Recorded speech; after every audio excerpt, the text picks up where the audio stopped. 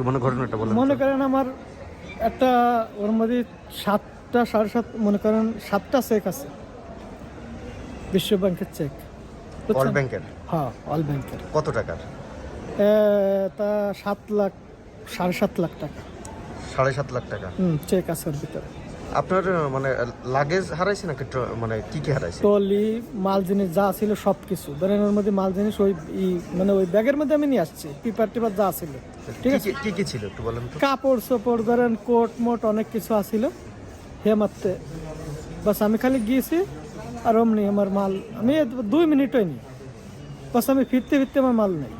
কোন জায়গা থেকে হারাইছে এটা? ও 8 নাম্বার 7 9 নাম্বার থেকে।